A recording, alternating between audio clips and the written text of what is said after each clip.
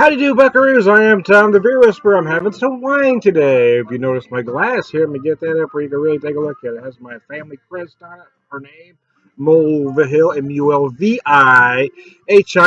not Mulville.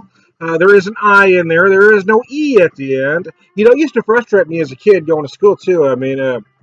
Almost every teacher through elementary school would pronounce it wrong. The same teachers that are trying to teach you English. It is phonetically correct. Mulvihill. So if they use the same methods to pronounce my name that they are trying to teach me how to pronounce stuff, as a first grader, they would have been able to pronounce my name right. So there you go. For those that have heard my name pronounced wrong, it is Mulvihill, not Mulville. Anyways, I'm getting off track. Hey, I'm Tom the Beer Whisperer. How the heck are you? And I found this today at a farmer's market in Rogers, Arkansas. I'm going to read just a touch here. Cantaloupe Wine, sweet and refreshing, a fantastic summer drink, dessert fruit wine, produced and bottled by Diamond Head Wine, Pryor, Oklahoma. Now, what I thought was interesting, I was talking to the lady today at the farmer's market, and I had a small sample of this, but what was interesting is that it is made from the fruit. It is made from cantaloupe. There are no grapes in these products. Typically, you see a lot of fruit rinds, strawberry, blackberry, whichever, but they're usually just flavored with that juice afterwards. This is actually made from cantaloupe. There are no grapes in this product, which is why it's 17.5%. How about that? So let's talk about it.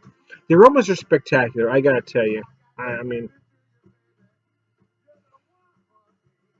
it smells like fresh cut cantaloupe. You get that cantaloupe from the farmer's market. You come home, you take your big old knife, and you slice it straight down the middle, and then you open it up, and that's the smell that this wine offers. That fresh cut cantaloupe smell. It's absolutely gorgeous, whether you like cantaloupe or not. I'm not a huge fan of the melon particularly, but I love the smell. So why'd you buy the wine, man, if you didn't like cantaloupe? Well, I don't hate cantaloupe, but I bought the wine because I'm used to seeing, other fruit wines. I see strawberry, I see grape, I see blackberry, I see, everything else under the sun. But it's the first time I'm noticing a cantaloupe wine, so I was intrigued by it. And I had a small sample, not enough to tell if I like it or not, but enough to be even more intrigued by it. So I decided to pick some up. And again, I'm a beer guy, right? I'm a craft beer guy. I know absolutely nothing about wine. So I'm not going to pretend to be an expert or try to blow smoke up your keister. I can't really speak to a lot of things that, you might speak about wine. I don't know any of that stuff. What I can tell you is I like it. What I can tell you, it was $20 a bottle, and I can also tell you that yes, I will probably buy it again. I may not buy the cantaloupe again for a while, but I like it enough to really want to try their other flavors. They had a blueberry mead that I really want to try as well. So again, I had a small sample of it, but you really can't tell what it means to be samples, man.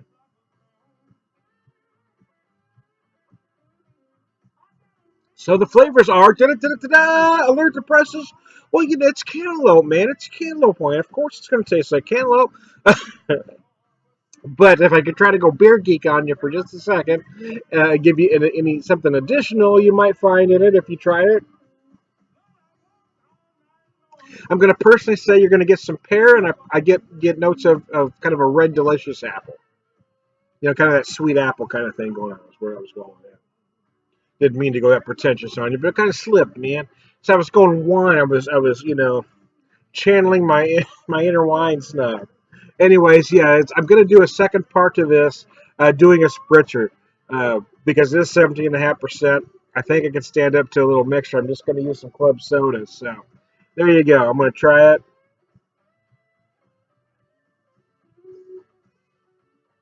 Really enjoyed the heck out of that, though. Yeah, I used to. There was a period of time back in the late '90s where I kind of made a decision. I was really doing a lot of wineries, visiting a lot of wineries, trying to learn and educate myself about wine. But craft beer really started kicking right about that time. And I've always been a beer guy, so I kind of just made that decision. There was no way I don't have enough room up here to learn about both. So I really focused on craft beer. But this is enjoyable. I like it a lot, and I'll be back in a minute.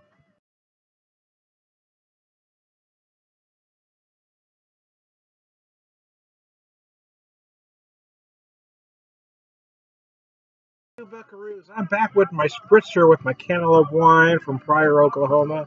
using some club soda, but playing on my music behind me on my Pandora channels, my mixed channels, is A Mean Old Lady by Michael Burks. Now, if you haven't heard of Michael Burks is a great blues guitar player, singer. He's amazing. I've seen him live a couple times. But the last time I saw him was, oh gosh, I can't remember the year now. Maybe it's been a long time. But I think it was '09 maybe. Anyways, it's a show Seamus and I saw together. I don't remember the exact year. I just remember it was the Ozarks Music Fest, Ozfest, put on by Monty Lortz, kind of a big name in local entertainment here. Anyway, he got my son and I in to the show, and that was awesome. Seamus loved it. Michael Burks was one of the entertainers that night. He just loved Michael Burks, man. He got his autograph. We got his CD. And it was a heck of a time. So anyway, I'll get back to. Sometimes I just can't. Every time I hear something, man, my mind goes a different place, man. Shamu's birthday was August 11th. So August kind of a tough month. Every month's a tough month. I say May's a tough month because that's my birthday. July's a tough month. August is a tough month.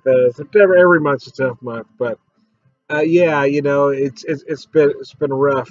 We've been really missing him a lot. But I'm trying to reminisce and think about him, and smile instead of start crying. He was just a big fan.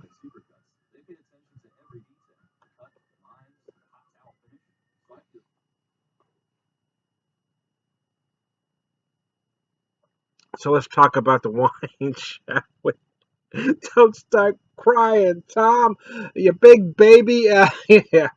So anyway, yeah. Again, I like it. I like it as is, as a wine. But I like the spritzer as well because I like bubbles. Maybe I like bubbles, man. Maybe that's why I like beer. I do enjoy the carbonation. I do like carbonation.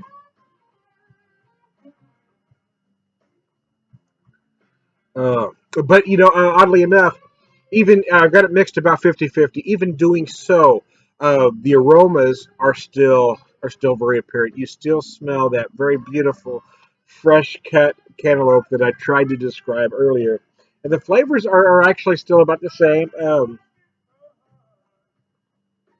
Oddly enough, that again the club soda didn't mute it all that much.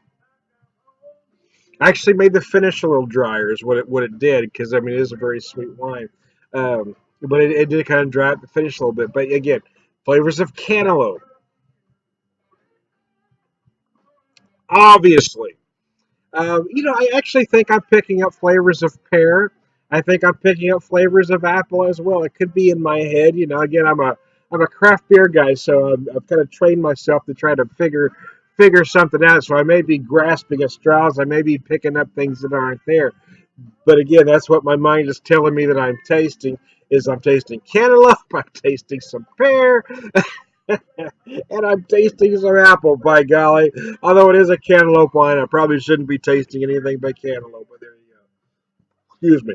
So, anyways, yeah, will I buy this again? I think I said when I did it for just a wine. Yeah. Will I buy the cantaloupe again? Yes, I don't know how soon though. They are $20 a bottle.